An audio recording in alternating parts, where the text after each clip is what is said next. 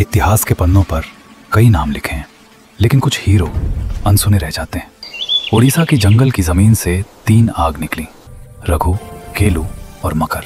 उनकी जबरदस्त हिम्मत, उनका खून, उनकी जिंदगी आजादी के लिए चली। पूर्वी घाट के पास एक छोटे से गांव का नाम बड़ा पोखरी था। गांव में 3 दोस्तों का जन्म हुआ। बचपन के 3 दोस्त रघु, केलू और मकर। रघु मन, केलू बाण, मकर ढाल।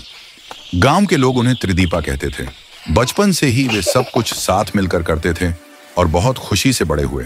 रघु शांत और बुद्धिमान था, केलू बहादुर और तेज था और मकर मजबूत और उत्साही था। उन्हें त्रिदीपा कहा जाता था, 3 दीपक, क्योंकि वे जहां भी जाते थे प्रकाश फैलाते थे। लेकिन जब अंग्रेजों ने अपना नियंत्रण कड़ा कर दिया, जमीन पर कब्जा करना शुरू कर दिया, उनके घरों को जला दिया और ग्रामीणों को भारी कर देने के लिए मजबूर किया, तो उन्होंने 3 दीपकों को 3 आग में बदलने का फैसला किया। बगावत शुरू होती है। रघु का मानना था ज्ञान ही शक्ति है। उन्होंने चुपके से रेत पर नक्शे बनाए, गांव वालों को सीक्रेट कोड सिखाए, पक्षियों के जरिए मैसेज भेजे, उन्हें ब्रिटिश स्ट्रेटेजी समझना और कोडेड मैसेज भेजना सिखाया। फिर शॉ ने वर्ण, हर हमला, हर चाल उसकी योजना के अनुसार। रघु हर योजना के पीछे मास्टर रणनीतिकार बन गया। केलू एक बाघ की तरह चुपचाप जंगल में घूमता रहा। उसने आदिवासी युवाओं को इकट्ठा किया, उन्हें गुरिल्ला युद्ध में प्रशिक्षित किया और ब्रिटिश चौकियों पर हमला किया। एक रात वह जंगल में अंग्रेजों के गुप्त ठिकाने की खोज कर रहा था, जब अचानक उसने अपने पीछे एक हाथी को दौड़ते देखा। एक बाघ, वह हाथी पर कूद गया, हाथी पर बैठ गया और अंग्रेजों पर तीर चलाए। रात में उड़ते उसके तीर आशा का प्रतीक बन गए। अंग्रेज उससे डरते थे और उसे घाट का भूत कहते थे।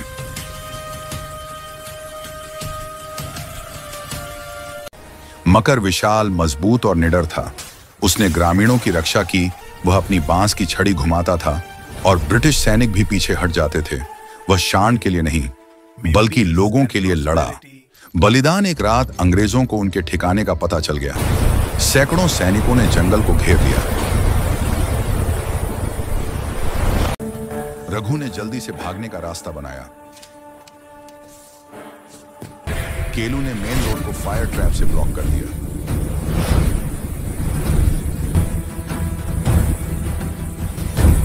एक दिन मकर आम के पेड़ के तने पर बैठकर कुछ देर आराम कर रहा था। अचानक एक लड़का उसके पास आया। हमारे गांव में गोरे लोग घुस गए हैं। मकारा भागने लगा। सड़क पर 12 फुट लंबा घाव था। वह घाव में कूद गया और गांव पहुंच गया। उसने देखा कि अंग्रेजों ने उसके गांव के सभी लोगों को बंदूक की नोक पर मार डाला था। मकर आगे बढ़ा। अंग्रेजों ने मकर को घेर लिया। केलू आदिवासियों के साथ घुस गया।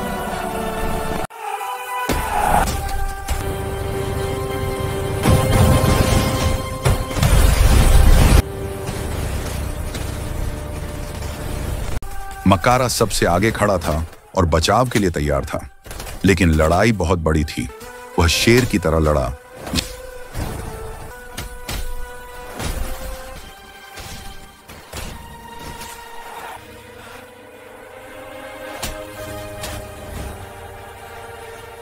जिससे रघु और केलू को गांव वालों के साथ भागने का काफी समय मिल गया। रघु, केलू कुछ गांव वालों को सुरक्षित जगह पर ले जा रहा था।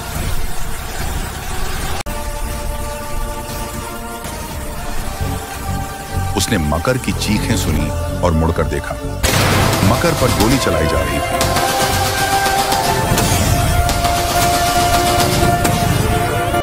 मकरा भाई!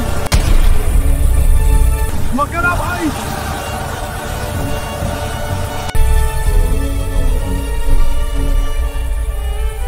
मकरा भाई! केलू, मुझ वाछान दो कि तुम भारत को आजाद करोगे। हम वाछान देते हैं। भारत माता की जय। उसने मकर का शरीर लिया और उसे जंगल में दफना दिया। मकर की मां अंधी थी। गांव वाले मकर के देश के लिए किए गए बलिदान को उसकी मां से छिपाने गए। वे गांव से एक और आदमी को लेकर गए और उसकी मां से कहा, चाची, यह आपका बेटा है। लेकिन उन्हें पता चला कि वह उनका बेटा नहीं था। अपने बेटे को खोने के दुख में दिन बीत गए। मकर कभी वापस नहीं आया।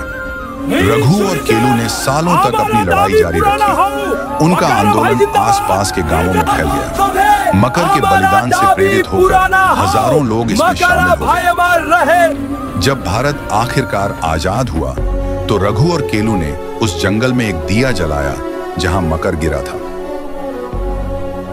रघु, केलू और मकर, आजादी की 3 आग। रघु, केलू, मकर की शौर्य गाथा। कहानी आज उस इलाके में बड़े बच्चों को इनके बारे में बताते हैं। रघु, मनकेलू, तीर मकर, ढाल 3 दोस्त, 3 आग, एक सपना, आजादी।